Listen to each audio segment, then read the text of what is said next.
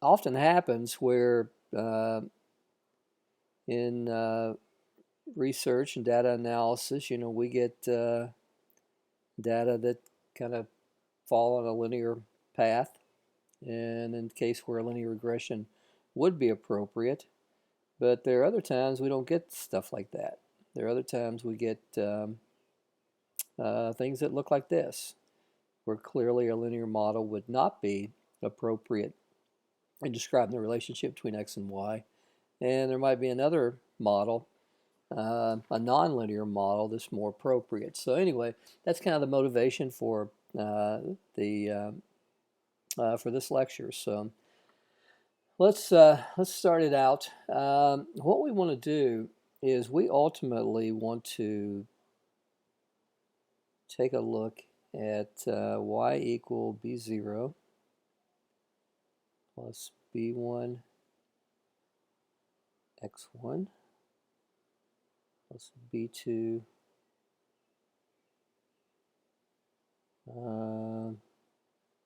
I'll tell you what, I want to do this a little bit different here.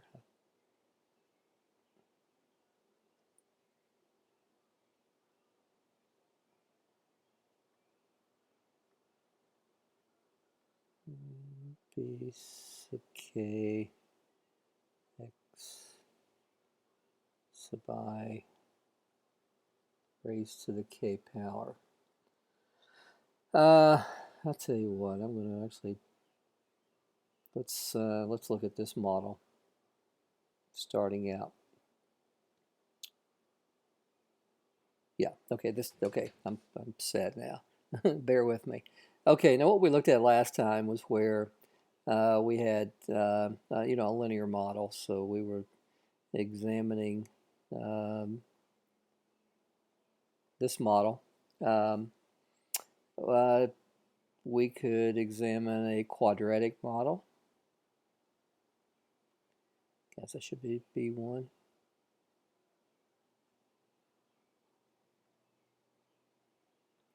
And as I've given at the top of the page, we're going to be able to look at this actually in general. Now, just like we did last time, what we want to do is we want to look at the deviations, the sum of the deviations from the observed and predicted. And of course, we want to look at those values squared. And I think we called this Q in the previous video, so I don't think there's any reason to change that. So guys, what we want to do here, considering that, and let me go ahead and put this, that we have observations that we've collected. That should be y1, x sub 2, y2, up to x sub n, yn.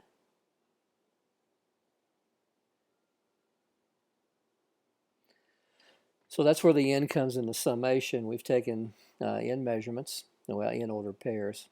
And we want to look at the sum of the deviations squared. So we're going to take each y sub I and subtract beta 0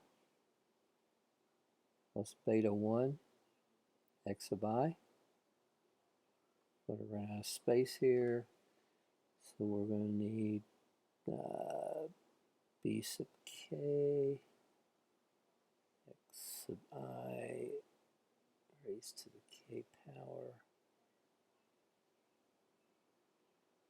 quantity squared. Now, again, let me erase this. We know that n is the number of ordered pairs we have. And let's make sure that we know that k is the, let's see how I want to put this. This will be the degree of the polynomial. Let's just call it that.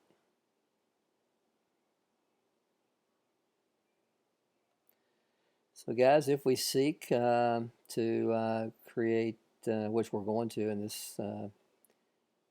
this illustration, if we seek to create a line of best fit, if you will, with degree of polynomial k equal 2, then we're going to have our q equal to the sum from I equal 1 to n.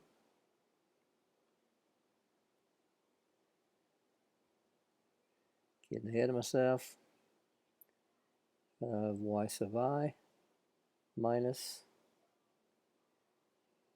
beta 0 plus beta 1 x1. Actually, it's going to be beta 1 xi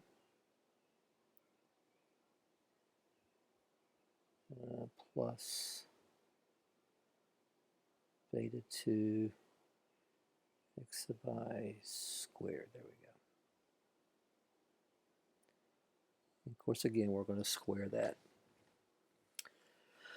So in the illustration that we're going to work with, let's create some data. And I just found this data set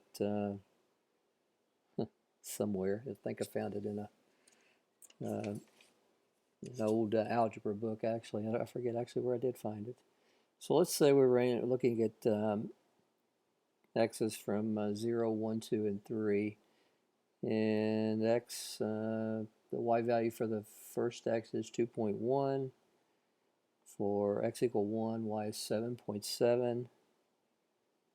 For x equal 2, y is 13.6. And for x equal 3, y is 27.2. Now, if we were to look at these points, we're going to look at, it's going to kind of start to look kind of like this. And again, we could fit this with a linear model, but we're going to find out later in the class there's certain diagnostics that we can run, that we'll conduct, that we can tell if we, for example, fit a model with a, or fit our data with a linear model, and it wasn't appropriate to do so. There's going to be certain things that we're going to learn that indicate that to us. But right now, we're just eyeballing, and we're setting the foundation for kind of bigger, better stuff later on in the semester. So guys, first thing we want to do is we want to set up Q, and then we're going to end up finding 3 partials. So in general, when k is the degree of the polynomial, then we will have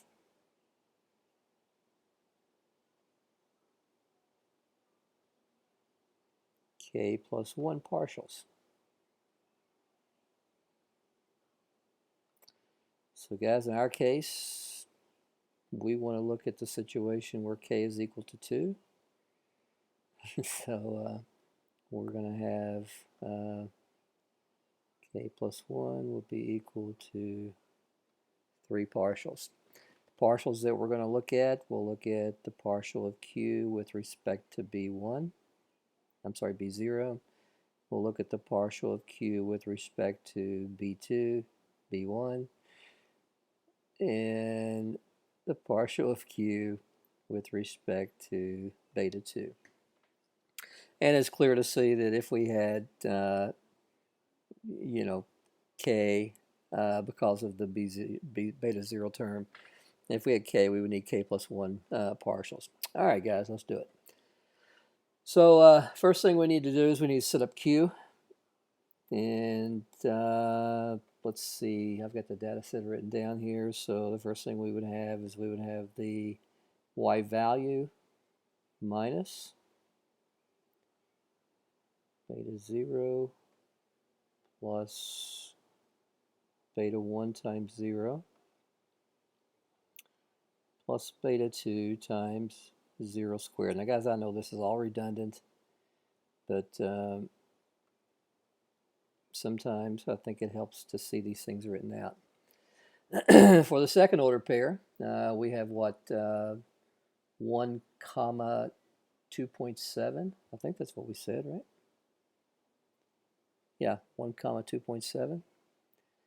So our y value here is going to be, no, that's not right. 7.7. Getting ready to make a mistake right off the bat.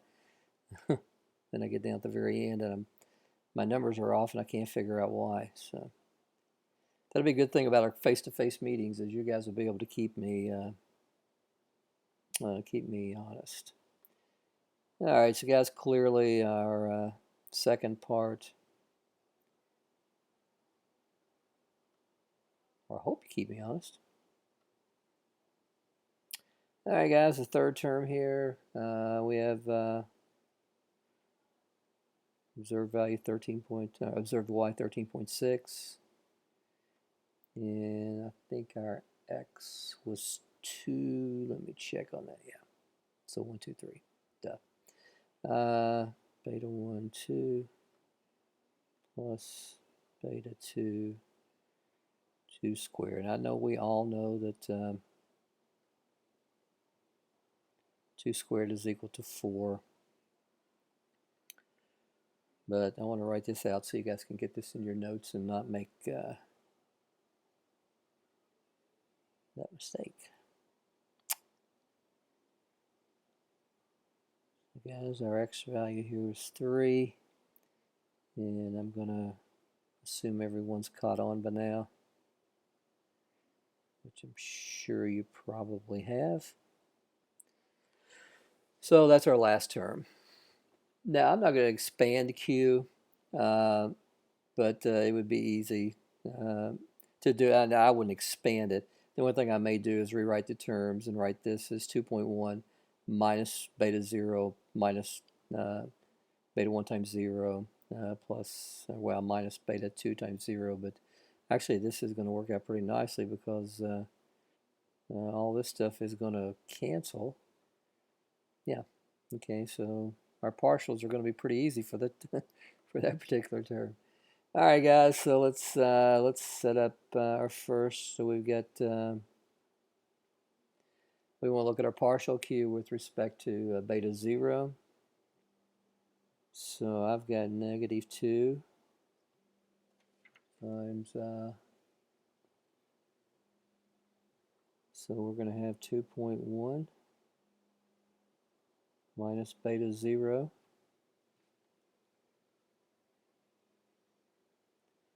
Okay, hold on. I'm getting a call.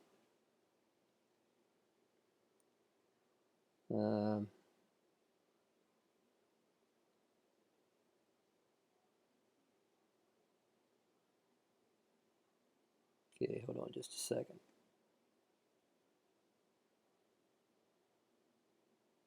My wife actually, or my daughter actually had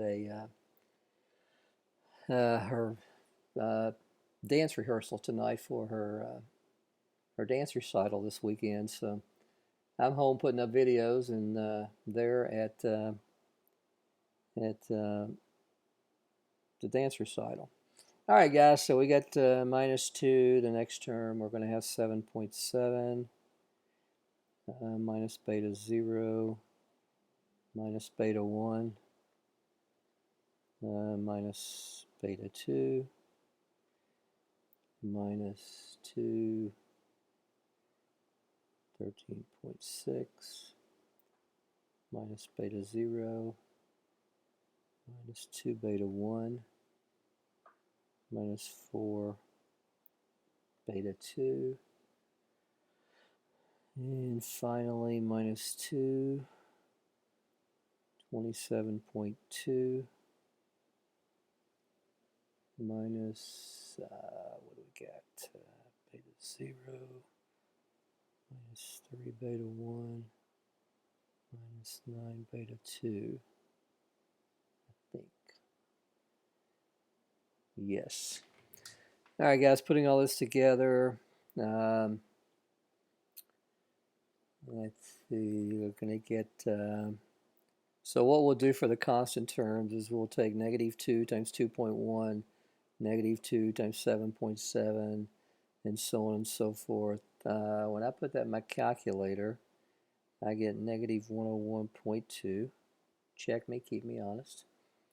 The next thing we'll do is we'll add up our B terms. I'm sorry, beta 0 terms. So we've got 2, 4, 6, 8. So we're going to have all those will be positive. So we're going to have 8 beta 0. Next thing we'll add up our beta 1 terms. So we're going to get, for this term right here, we'll get the one I'm messing with here, So we'll have no beta 1 term in the first, and we'll have plus 2 beta 1, plus 4 beta 1, plus 6 beta 1, and I think that gives us plus 12 beta 1. And then the last term we'll get 18 plus 8 is 26, plus 2 is 28, so plus 28 beta 2.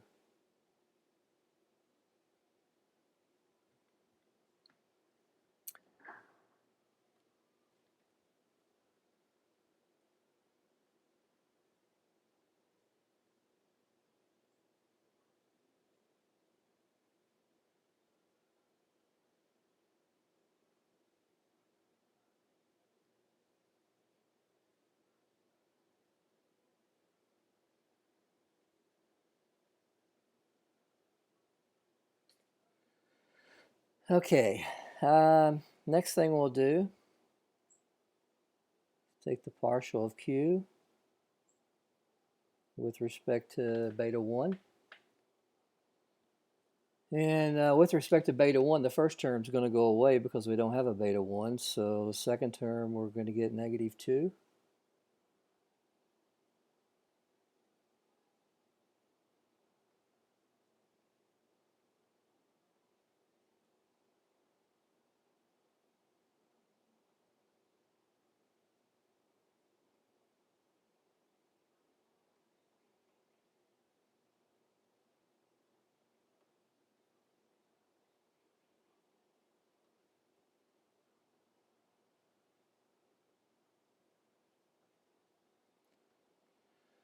And the last term, we'll get negative 6.2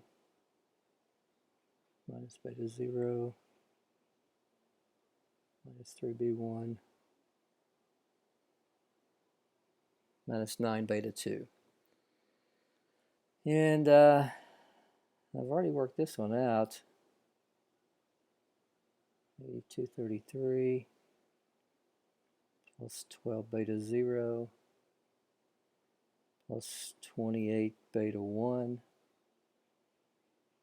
plus 72 beta 2.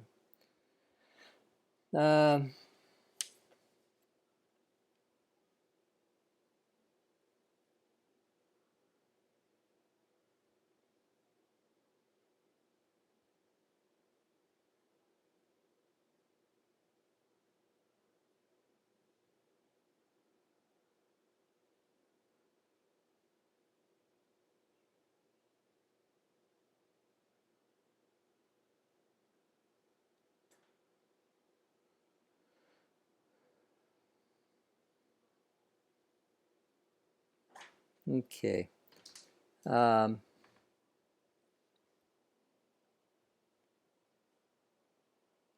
Okay, let's go on to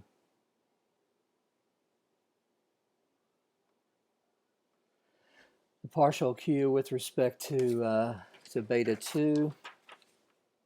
And I'll get negative 2, 7.7 minus beta 0 minus beta 1 minus beta 2 minus 8 minus 13.6 minus beta 0 minus 2 beta 1 minus 4 beta 2 minus 18 times 27.2 minus beta 0 minus 3 beta 1 minus 9 beta 2. Now, if we look at this 18, it's pretty clear. When we take the derivative of the inside part, we get negative 9. Working the exponent 2, we have negative 2, so negative 2. I'm sorry, 2 times negative 9 gives us negative 18. So, and same thing for this and this. All right, guys, so when I put this together, I get 613.8 plus 28 beta 0 plus 72 beta 1 plus 196 times beta 2. Now, what we'd want to do now is we'd want to put our partials in augmented matrix form. And so the first, we're going to have 8 beta 0 plus 12 beta 1 plus 28 beta 2 was 101.2. And the next one we got was 12 beta 0 plus 28 beta 1 plus 72 beta 2. And according to my notes I have, that one was 233. And the final, we get 28 beta 0 plus 72 beta 1 plus 196 beta 2, which is going to be equal to 613.8. Now, guys, what we would do here is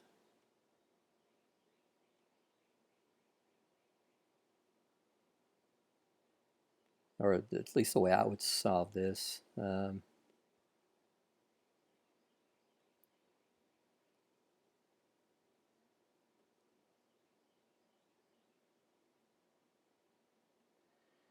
guys, I would solve. I would set up a 3x4 matrix and solve the system that way. Now, when we do, what I come up with is 2x squared plus 2.12x plus 2.47. So this is our the least squares model, and clearly it's not linear. Clearly we have a quadratic model.